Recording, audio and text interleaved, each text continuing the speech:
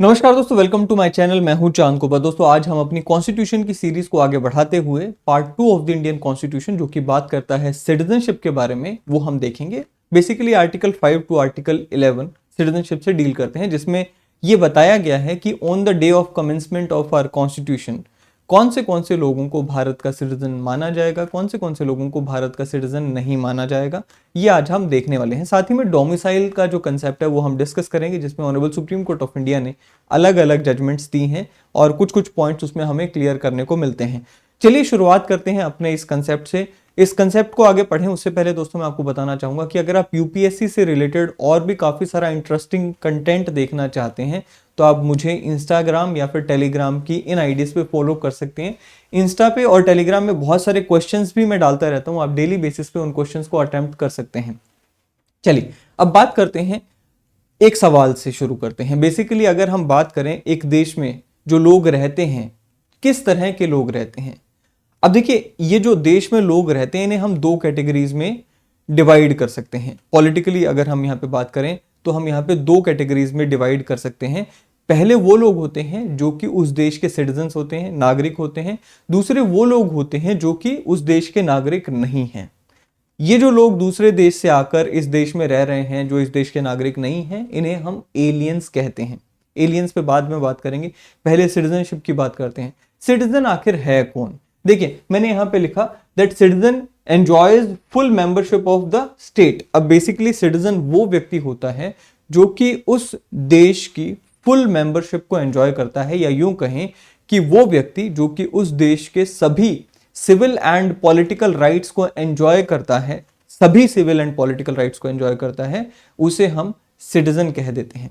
आप इसे यूं लेकर चलें कि citizenship is just like a club. अगर आप सिटीजनशिप क्लब के मेंबर हैं तो आपको उस सिटीजनशिप क्लब के सभी बेनिफिट्स एंजॉय करने को मिलेंगे। अगर आप वहां के मेंबर नहीं हैं, क्लब के मेंबर नहीं हैं, एक विजिटर हैं, तो आपके ऊपर कई सारी रिस्ट्रिक्शंस लग जाती हैं जो कि मेंबर्स के ऊपर नहीं होती हैं, एंड लिमिटेड राइट आपको एंजॉय करने को मिलते हैं अगर आप एलियन हैं। अब एलियंस की अगर हम बात करें तो देखिए, एलियंस जैसे मैंने आपको बताया वो लोग जो कि एक देश में आके रह रहे हैं, उस देश के नागरिक नहीं हैं, उन्हें हम एलियंस कहते हैं। एलियंस को भी फर्दर दो कैटेगरीज में डिवाइड किया जा सकता है। पहले होते हैं फ्रेंडली एलियंस एंड दूसरे होते हैं एनिमी एलियंस। नाम से ही पता चल रहा है friendly and enemy. Friendly aliens कौन से होते हैं तो समझते हैं। देखिए, अगर भारत का किसी देश के साथ डिक्लेयर्ड युद्ध चल रहा है, if India is in a declared state of war with any country, and उस कंट्री का कोई व्यक्ति भारत में आके रह रहा है, उसे हम एनिमी एलियन के नाम से जानेंगे। फ्रेंडली एलियन कौन होगा? कोई विदेशी नागरिक भारत में जो रह रहा है और वो एक ऐसे मुल्क से आता है, एक ऐसे देश के से आता है जिसका भारत के साथ डिक्लेयर्ड युद्ध नहीं चल रहा है, डिक्लेयर्ड वॉर नहीं चल रही है। सो अगर आज की बात करें, आज की डेट में जो भी लोग बाहर से आके इंडिया में रह रहे हैं, चाहे वो पाकिस्तान से ही क्यों ना हो, चाइना से ही क्यों ना हो, वो सभी के सभी हम फ्रेंडली एलियन काउंट करके चलते हैं, क्योंकि आज की डेट में भारत का एनिमी नेशन कोई भी नहीं है, क्योंकि किसी भी देश के साथ हमारा डिक्लेयर्ड स्टेट ऑफ वॉर नहीं चल रहा। राइट, सो ये है difference between friendly and enemy alien. अगर हम राइट्स की बात करें तो देखिए, हमें यहाँ पे है हायरार्की को समझना पड़ेगा कि सबसे ज्यादा जो राइट्स हैं वो एक सिटीजन के पास होते हैं, उससे कम अधिकार फ्रेंडली एलियंस के पास होते हैं, एंड उससे भी कम अधिकार एनिमी एलियंस के पास होते हैं।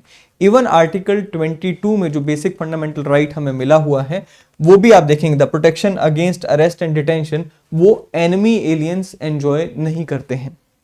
चलिए, कुछ और कॉन्स्टिट्यूशनल राइट्स भी हैं जो कि फंडामेंटल राइट्स भी हैं जो कि हमें समझने चाहिए कि केवल और केवल सिटीजन्स के पास अवेलेबल हैं, फ्रेंडली या फिर एनिमी एलियंस के पास अवेलेबल नहीं है। जैसे आर्टिकल 15 में अगर हम देखें, जो कि स्टेट को प्रोहिबिट करता है कि भाई सिटीजन्स में गिवन ग्राउंड्स पे डिस्क्रिमिनेट नहीं करेगी। सो आर्टिकल 15 हो गया, the state shall not discriminate against citizens. आप देखिए, वर्ड लिखा है सिटीजन्स और ग्राउंड्स दिए गए हैं religion, race, caste, sex, place of birth etcetera.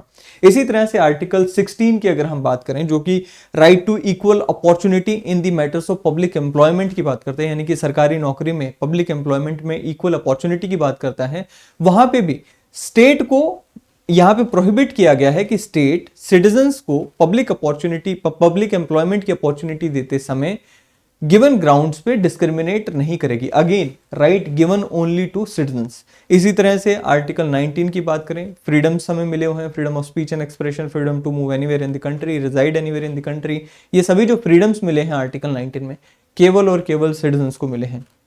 इसी तरह से आर्टिकल 29 की बात करें, आर्टिकल 30 की बात करें जो कि कल्चरल एंड एजुकेशनल राइट्स की बात करते हैं, केवल और केवल सिटीजन्स को मिले हैं। Article 326 right to vote only with the citizens. Similarly आप देखते हैं बहुत सारी कॉन्स्टिट्यूशनल पोजीशंस हैं जहां पर केवल और केवल भारत के नागरिक ही पहुंच सकते हैं, B it the president of India, vice president of India, governor है, एडवोकेट जनरल है, इसी तरह से supreme court and high court के जजेस हैं। ये कॉन्स्टिट्यूशनल पोजीशंस जहां पे भारत का नागरिक होना लाजमी है, तभी आप वहां तक पहुंच सकते हैं। इसी के साथ हमें समझना चाहिए कि राइट्स के साथ साथ सिटीजन्स को कुछ ड्यूटीज भी मिलती हैं, जैसे right to pay, duty to pay tax, duty to vote in the elections, duty to protect the country etcetera. चलिए अब बात करते हैं इंडियन सिटीजनशिप के लीगल प्रोविजंस की। देखिए अगर हम लीगली बात करें तो जैसे मैंने आपको बताया part 2 of the Indian constitution deal करता है सिटीजनशिप के साथ, लेकिन पार्ट 2 में आप देखेंगे केवल और केवल 7 आर्टिकल्स आते हैं 5 to 11। इन 7 आर्टिकल्स में हम सारा कुछ नहीं बता सकते कि कौन सिटीजन होगा कौन नहीं होगा। सो इसलिए जो 7th आर्टिकल है दैट इज आर्टिकल नंबर 11, जिसमें हमारे कॉन्स्टिट्यूशन में ही हमारे कॉन्स्टिट्यूएंट असेंबली ने क्या किया, एक बहुत ही अच्छा स्टेप उठाया और ये समझते हुए कि हम संविधान में सभी रिलेटेड प्रोविजन सिटीजनशिप के नहीं रख सकते, तो इन्होंने क्या किया, आर्टिकल 11 में पार्लियामेंट ऑफ इंडिया को यह पावर दे दी कि पार्लियामेंट चाहे तो कानून ला सकती है सिटीजनशिप के मैटर पे एंड सिटीजनशिप से रिलेटेड मैटर्स को डील कर सकती है। In pursuance to the article 11, power given in article 11 to the parliament, parliament ने भी एक कानून लेकर आया that is citizenship act of 1955। So अब यहां पे हमें यहां पे जो है प्रोविजंस देखने को मिलती हैं। First is part 2 of the constitution of India and second is citizenship act of 1955 जो कि सिटीजनशिप से डील करते हैं। अगर पार्ट 2 की बात करें, बेसिकली ये बात करता है आर्टिकल 5 टू आर्टिकल 10 बात करता है कि on the day of the commencement of the constitution of India किन लोगों को भारत का नागरिक गिना जाएगा, किन लोगों को भारत का नागरिक नहीं गिना जाएगा। उसके बाद किस तरह से कमेंसमेंट ऑफ द कॉन्स्टिट्यूशन के बाद किस तरह से कोई व्यक्ति भारत का नागरिक बनेगा, किन किन तरीकों से भारत का नागरिक बनेगा, या किस व्यक्ति की भारत की नागरिकता छिन जाएगी, सिटीजनशिप छिन जाएगी, किन किन तरीकों से सिटीजनशिप को छीना जाएगा, वो सारी जो प्रोविजंस हैं हमें सिटीजनशिप एक्ट ऑफ 1955 में देखने को मिलती हैं। ये हम हमारी नेक्स्ट वीडियो में डिस्कस करेंगे। आज हम पार्ट 2 देखने वाले हैं। देखिए पार्ट 2 5 to 11 आर्टिकल बेसिकली इसमें हमें देखने को मिलता है कि सिटीजनशिप 3 पार्ट्स में क्लासिफाई की गई। कौन से 3 पार्ट्स में? First is citizenship by domicile, second is citizenship by migration, third is citizenship by registration. ये कौन सी सिटीजनशिप की बात कर रही है? ये उन लोगों की सिटीजनशिप की बात की गई है जो लोग on the day of the commencement Bharat के सिटीजन गिने गए। ठीक है, commencement of the constitution Bharat के सिटीजन गिने गए। अब इसमें पार्ट 5 to 10 की अगर हम बात करें, बेसिकली आर्टिकल 5 to 10 की अगर हम बात करें, इसमें से 5 to 9 तक जो है वो इंपॉर्टेंट है, हमें देखने चाहिए। जैसे कि अगर 5 की बात करें, वो बात करता है सिटीजनशिप बाय डोमिसाइल। 6 जो है वो बात करते हैं उन लोगों को सिटीजनशिप देने की जो कि भारत में पाकिस्तान से माइग्रेट होकर आए। 7 जो है वो उन लोगों को सिटीजनशिप देने की बात करता है जो लोग एक्चुअल में इंडिया में ही थे, फिर पाकिस्तान चले गए, फिर पाकिस्तान से वापस रिटर्न इंडिया में आए, उन लोगों को सिटीजनशिप देने की बात करता है। आर्टिकल 8 जो है वो बात करता है उन लोगों को सिटीजनशिप देने की जो कि पीपल ऑफ इंडियन ओरिजिन या पर्सन्स ऑफ इंडियन ओरिजिन थे एंड उस समय जब हमारा कॉन्स्टिट्यूशन कमेंस हुआ उस समय किसी अन्य मुल्क में जैसे कि यूरोप आदि में कहीं पर रह रहे होंगे, उन लोगों को सिटीजनशिप कैसे दी जाएगी उसकी बात की गई है। इंपॉर्टेंट आर्टिकल्स एक एक करके सबको समझेंगे। सबसे पहले आर्टिकल 5 से ही शुरू करते हैं, सिटीजनशिप बाय डोमिसाइल। अब basically citizenship by domicile, domicile का मतलब क्या होता है सबसे पहले वही समझ लेते हैं। डोमिसाइल का मतलब होता है, domicile basically is a person who either has or by law deemed to have permanent home in a country. Domicile आप कब बनते हो? जब आपका एक देश में परमानेंट होम होता है तो आप उस देश के डोमिसाइल कहलाते हैं। So basically domicile होने के लिए you have to fulfill 2 conditions. First is that you must have a residence in that particular country जहां के आप domicile बनना चाहते हैं, and second is that you must have intention to make that country a permanent home. अब मान के चलें एक व्यक्ति है, उसके 2-3 देशों में घर हैं, होते हैं बड़े बड़े जो बिजनेसमैन हैं उनके हो सकता है कि 3 देशों में घर हो, इंडिया में भी हो, यूके में भी हो, अमेरिका में भी हो। ऐसे में तीनों में घर हैं, वो डोमिसाइल कहाँ के होंगे? तो यहाँ पे दूसरी कंडीशन हम देखते हैं कि आपकी जो इंटेंशन है वो कहाँ पे रहने की है, परमानेंट घर कौन से देश को बनाने की इंटेंशन मंशा है, उसके बेसिस पे डिसाइड होगा कि आप कहाँ के डोमिसाइल हैं। ठीक है, तो अब हम बात करते हैं आर्टिकल 5 की। क्या कहता है? कहता है जी सिटीजनशिप बाय डोमिसाइल। अब इसमें आपको सिटीजनशिप बाय डोमिसाइल मिलेगी इफ यू फुलफिल 2 कंडीशंस। पहली कंडीशन तो यही है दैट आप इंडिया के डोमिसाइल होने चाहिए at the commencement of the constitution, आपको सिटीजनशिप बाय डोमिसाइल मिलेगी। 2 कंडीशंस, पहली क्या है? That you must be a domicile of the country of the territory of India when the constitution commenced.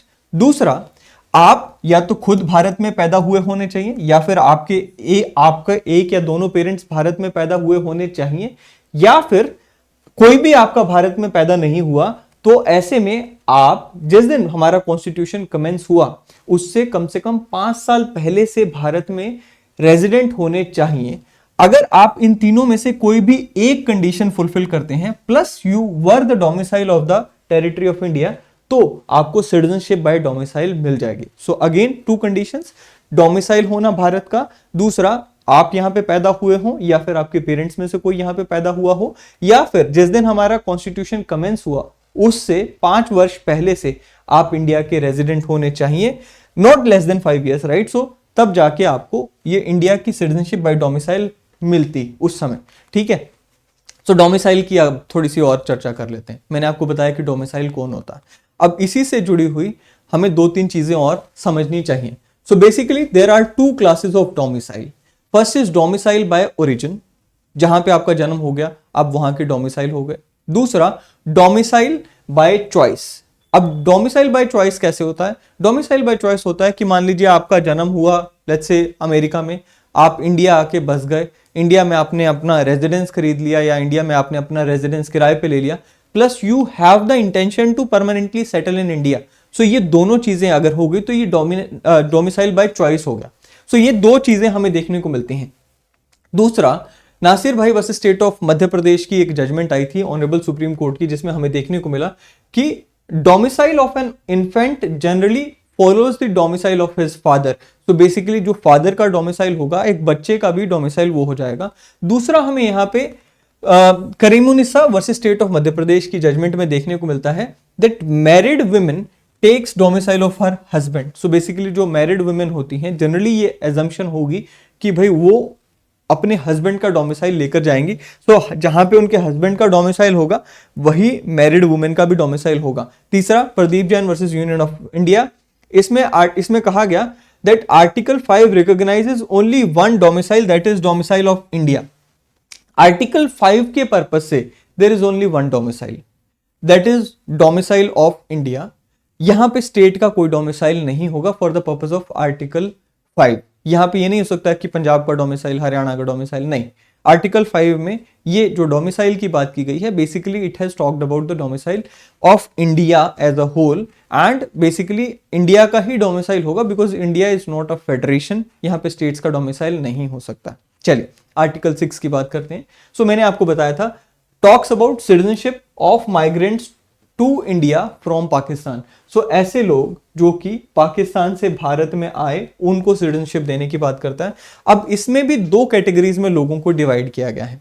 पहले वो लोग जो कि 19 जुलाई 1948 से पहले भारत में आ गए थे पाकिस्तान से। दूसरा वो लोग जो कि 19 जुलाई 1948 के बाद में भारत में आए। नाउ क्या कहता है? कहता है जी ऐसे लोग जिन्होंने भारत में माइग्रेट किया पाकिस्तान से, they shall be deemed to be citizen of India. किन कंडीशंस को फुलफिल करते हैं तब जाके वो डीम किए जाएंगे?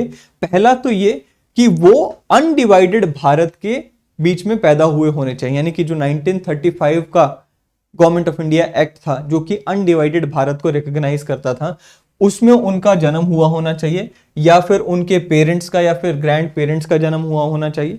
ये बात पहली। ऐसा नहीं है कि कोई इराक से इंडिया में आ गया उसको भी आप यहां पे इंडियन सिटीजनशिप आर्टिकल 6 के तहत दे दोगे, ऐसा नहीं है। जो लोग अनडिवाइडेड भारत में पैदा हुए होंगे या फिर जिनके पेरेंट्स या फिर ग्रैंड पेरेंट्स पैदा हुए होंगे, पहला तो उनको यहाँ पे ये कंडीशन फुलफिल करनी होगी। एंड दूसरी कंडीशन यहाँ पे क्या आ गई, दूसरा कहता है जी in case where such person has so migrated before 19th July of 1948 has been ordinarily resident in the country since the date of his migration. अब कोई व्यक्ति मान लीजिए 10 जुलाई 1948 को भारत में आ गया, या फिर 10 जुलाई 1946 1946 में भारत में आ चुका था, जब से वो इंडिया में आया तब से वो भारत में ही रह रहा होना चाहिए, दूसरी कंडीशन। या फिर ऐसे लोग जो कि 19 जुलाई 1948 के बाद भारत में आए, they must have registered themselves as a citizen of India by an officer appointed in that behalf. अब मान लीजिए कोई व्यक्ति 19 जुलाई 1948 के बाद भारत में आया, तो उनको यहां पर भारत में आकर अपने आप को as a citizen of India register करना होगा। लेकिन एक और यहाँ पे प्रोवाइजो दिया गया है, वो ये कि मान लो आप 20 जुलाई 1948 के दिन भारत में आए, राइट, 20 जुलाई 1948 के दिन आप भारत में आए। अब आते ही आप सिटीजनशिप के लिए रजिस्टर नहीं कर सकते। भारत में पाकिस्तान से आप 20 जुलाई 1948 के दिन आए, उसके बाद आपको कंटिन्यूअसली 6 मंथ्स मिनिमम आपको भारत में रहना होगा, तब जाकर आप अपने आप को भारत के नागरिक के रूप में रजिस्टर कर सकते हैं।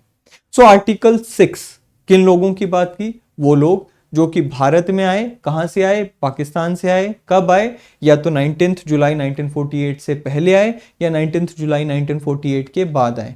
कौन सी कंडीशंस फुलफिल करनी है, पहली कंडीशन तो ये कि आपका या फिर आपके माता पिता में से किसी का या फिर ग्रैंड पेरेंट्स में से किसी एक का जन्म अनडिवाइडेड भारत में हुआ होना चाहिए। दूसरी कंडीशन क्या, कि अगर आप 19 जुलाई 1948 से पहले भारत में आए तो तब से ही आप भारत में रह रहे होने चाहिए। दूसरा, अगर आप 19 जुलाई 1948 के बाद में आए तो बाद में आने के कम से कम 6 महीने बाद आप यहाँ पर जो है रहे 6 महीने, एंड उसके बाद आप इंडिया में अपने आप को सरकारी दफ्तर में जाकर एज अ सिटीजन रजिस्टर करेंगे। ये हो गया आर्टिकल 6। अब आर्टिकल 7, आर्टिकल 7 जैसे कि मैंने आपको बताया उन लोगों की बात करता है जो कि पहले इंडिया में थे, इंडिया से पाकिस्तान गए, पाकिस्तान से वापस इंडिया आए। So rights of citizens of certain migrants to Pakistan.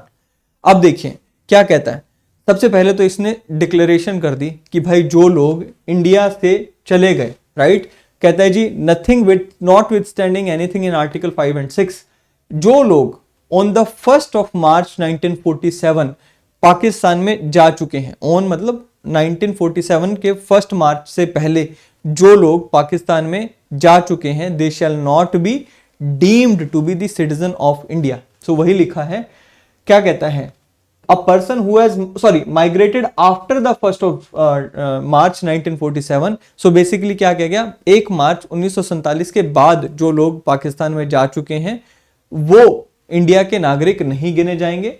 Okay, दूसरा क्या कहता है, provided that nothing in this article shall apply to a person who after so migrated to Pakistan has returned to the territory of India under a permit of resettlement।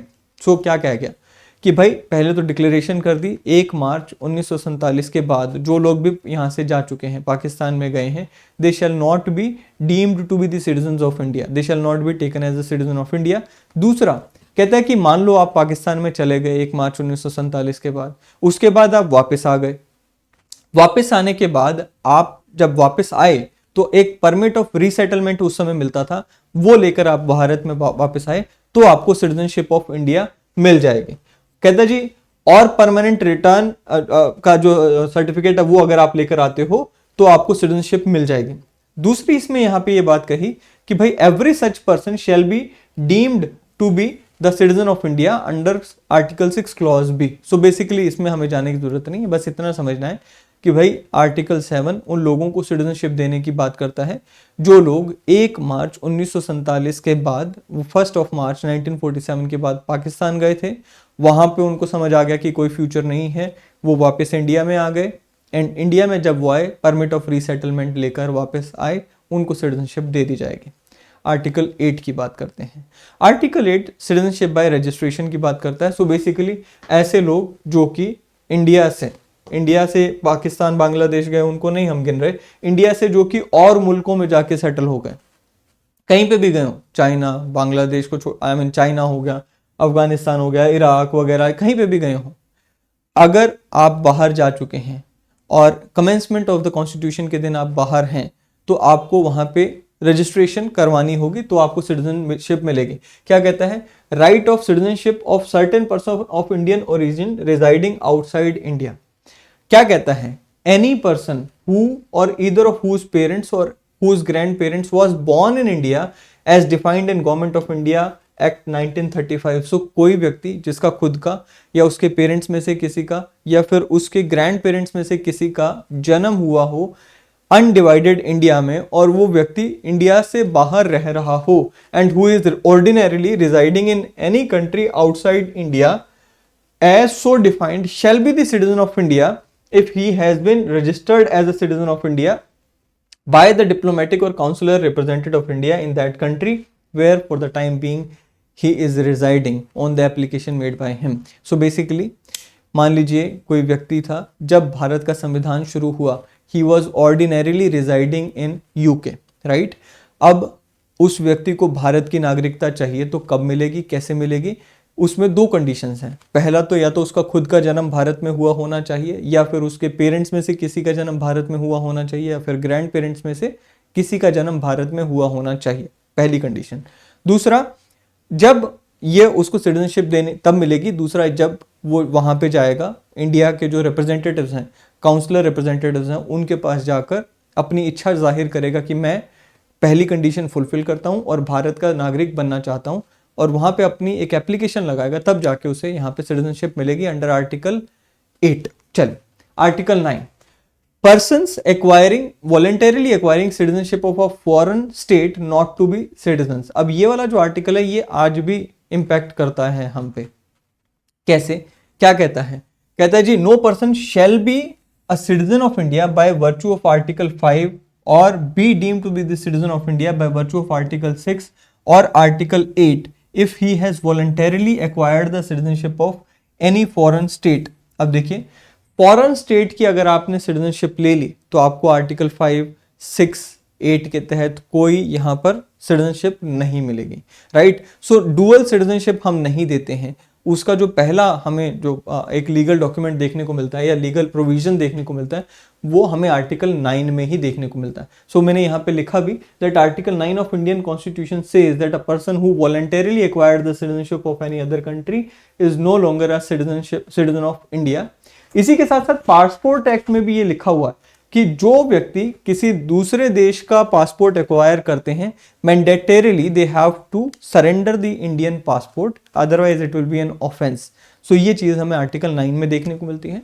Article 10, आखिरी article, फटाफट से conclude करते हैं। Continuance of the rights of citizenship क्या कहता है कि वो लोग जो कि भारत के नागरिक थे उनको एश्योरेंस देता है बेसिकली कि वो बने रहेंगे, राइट। क्या कहता है? Every person who is or is deemed to be citizen of India under any of the foregoing provisions of the part this part shall subject to the provisions of any other law made by the parliament continue to be citizen of India। So basically ये उन लोगों के लिए assurance थी जो लोग या तो आर्टिकल 5, 6, 7, 8 किसी के भी तहत भारत के नागरिक बने हो, उनको नागरिकता कंटिन्यू रहेगी, उन्हें घबराने की जरूरत नहीं है अनटिल एंड अनलेस पार्लियामेंट ने किसी अन्य कानून के द्वारा उनकी नागरिकता पे कोई सवाल खड़ा कर दिया तो। So it was an assurance close, nothing else. ठीक है जी, ये था आर्टिकल 10। आर्टिकल 11 जैसे कि मैं ऑलरेडी पहले बता चुका हूं कि आर्टिकल 10 तक जो है ये बात की गई है उन लोगों की जो कि on the commencement of the constitution day, I mean on the day of commencement of the constitution Bharat के नागरिक होंगे। उसके बाद जो लोग इंडिया में पैदा होंगे या फिर इंडिया की नागरिकता पाना चाहते हैं कैसे पा सकते हैं उनकी बात की गई है। इंडिया से जो लोग नागरिकता या तो सरेंडर करना चाहते हैं या जिनकी नागरिकता छिन जाएगी वो किन किन मामलों में छिनेगी उनकी बात की गई है कि भाई उनके लिए पार्लियामेंट कानून बनाएगी। वही बात यहाँ पे पार्लियामेंट ने देखी और पार्लियामेंट को यहाँ पर कानून बनाने की पावर दी गई है। सो ये आर्टिकल 5 टू आर्टिकल 11 हमने डिस्कस किया। मैंने कोशिश की कि इसको जितना आसान हो सके मैं आपको बनाकर आपके सामने पेश करूं। मुझे उम्मीद है कि आपको ये वीडियो पसंद आएगा। वीडियो पसंद आए तो लाइक करें, शेयर करें, चैनल को सब्सक्राइब करना ना भूलें। अगले सेशन में हम बात करेंगे इसी से जुड़े हुए अगले टॉपिक की, that is citizenship act of 1955। Till then, thank you and have a great day ahead.